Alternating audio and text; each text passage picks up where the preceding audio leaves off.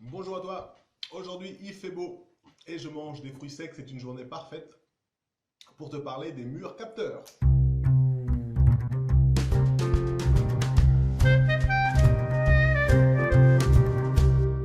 Vidéo numéro 12.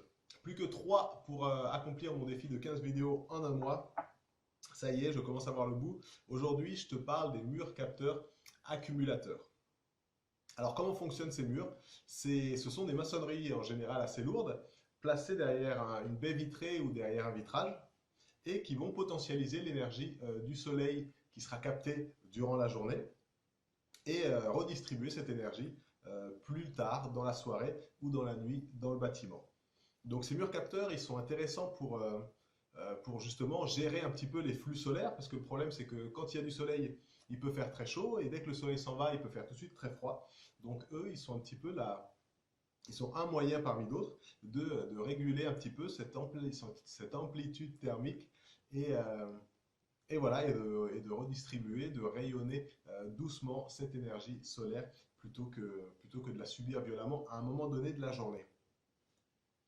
Alors, comment ça fonctionne? Donc, principalement, c'est basé sur les caractéristiques de la maçonnerie. Donc, il va falloir que ce soit des matériaux qui aient un bon coefficient d'absorption des calories. Donc, ce coefficient d'absorption, il peut être varié par la couleur du matériau et sa texture. Ça, on l'a déjà vu dans les vidéos précédentes. Mais en plus, il va falloir qu'il ait une bonne capacité thermique. Donc, la capacité thermique, c'est pour pouvoir accumuler une grande quantité de calories en son sein, donc sur un mètre cube donné. Et il faut qu'il ait une faible diffusivité. La diffusivité, c'est la vitesse à laquelle la calorie traverse le matériau. Alors pourquoi une faible diffusivité? C'est simplement pour profiter du déphasage. Le déphasage, c'est l'association d'une grande capacité thermique et d'une faible diffusivité.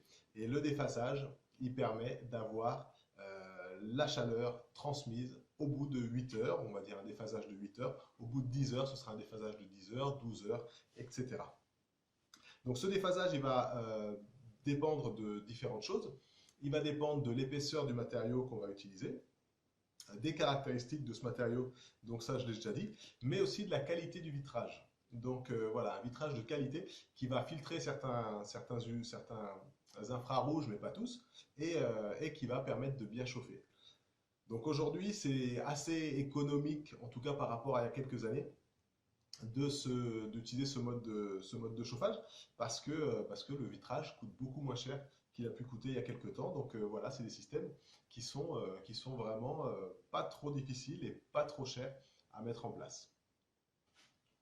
Et une manière d'augmenter le coefficient d'absorption d'un matériau, c'est aussi de varier sa rugosité. C'est-à-dire que plus le matériau est lisse, moins il y a de surfaces qui vont être en contact avec le rayonnement, et plus le matériau est rugueux, puisqu'il n'est pas droit et puisqu'il n'est pas lisse, et il y aura plus de surface en contact avec ce rayonnement, donc du coup on amplifie un petit peu les gains. Donc ça peut se faire avec un enduit strié par exemple, qu'on va venir appliquer sur le mur capteur. Alors les murs capteurs, il y en a de différentes sortes. Il y a les murs trombes.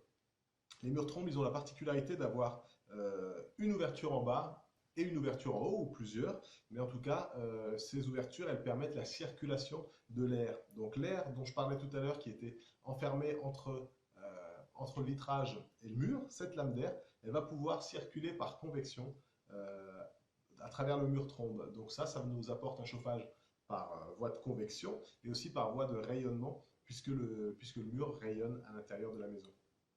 Alors, pour pouvoir aussi un petit peu ajuster cette convection, on peut bien entendu boucher les ouvertures qui sont en haut et en bas du mur trombe. Donc ça, c'est pour pouvoir un petit peu varier et voilà, et réguler la convection. Il existe aussi les murs capteurs double pot. Donc les double pots sont en fait, c'est la lame d'air qui est entre le vitrage et la maçonnerie qui est agrandie pour pouvoir faire un espace viable qui serait intégré dans la maison. Donc là, encore une fois, avec des ouvertures, donc une porte, une petite baie vitrée, une porte coulissante, avec des ouvertures qui vont permettre un travail par convection et un travail par rayonnement, puisque la maçonnerie qui constituera l'intérieur de cette double peau sera faite aussi pour profiter de l'inertie le mieux possible et pour pouvoir restituer cette chaleur un petit peu plus tard. Et l'intérêt là aussi, c'est qu'on peut profiter du dallage de cette double peau pour aussi capter de l'énergie, puisque là aussi, il y a une surface inertielle. Les murs trompes peuvent aussi être faits de bois. Donc voilà, avec un système, même si le bois a une moins grande capacité thermique que la plupart des matériaux de maçonnerie, mais avec un système de lamelles de bois. Donc ça, c'est des expériences qui ont été faites en Autriche et en Suisse. Apparemment, ça fonctionne aussi assez bien. Et en plus, ça apporte une autre esthétique à l'habitat. Il y a aussi les murs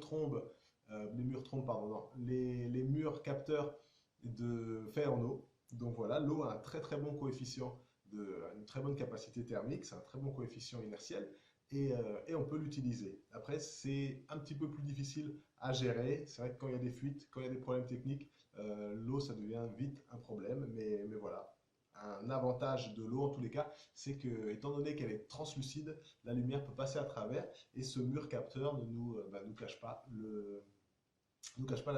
la lumière du soleil durant la journée. Donc c'est déjà un grand plus. Qu'est-ce qu'on a encore? On a les murs capteurs que l'on peut faire soi-même, c'est-à-dire sur une maison en pierre, on peut imaginer mettre une paroi vitrée devant les pierres de la maison pour justement concentrer un petit peu ce rayonnement solaire et faire chauffer les pierres de la maison. Ce n'est pas les systèmes les plus efficaces, hein, puisque voilà, il y a pas mal de déperdition. Il faut faire attention voilà, à la conception pour que la lame d'air soit bien étanche et tout ça. Il peut y avoir des problèmes d'humidité, puisque le mur, du coup, ne peut pas réguler son humidité par l'extérieur. Il faudra qu'il fasse tout par l'intérieur. Donc, c'est des choses à prendre en compte. Et encore une fois, ce n'est pas le système le plus efficace, mais voilà, pourquoi pas y réfléchir et puis trouver des solutions. Et puis, qu'est-ce qu'on a encore? On a les systèmes de bassins et toitures bassins. Donc là, ça, j'ai jamais vu personnellement. Je l'ai lu dans le livre hein, que je suis en train d'étudier. Et ces toitures bassins sont en fait des grandes. La baie vitrée, si vous voulez, ça devient un Velux énorme qui, lui, va frapper sur une surface, sur une sorte de piscine qui serait au grenier. Donc voilà, là encore une fois, je ne peux pas en parler beaucoup parce que c'est pas un système que je connais très bien, mais c'était juste pour le signaler. Voilà, je pense que j'ai fait le tour avec les murs capteurs. J'espère que ça t'a plu. Si ça t'a plu, ben, tu peux t'abonner. Tu peux liker, bien entendu, laisser un pouce bleu.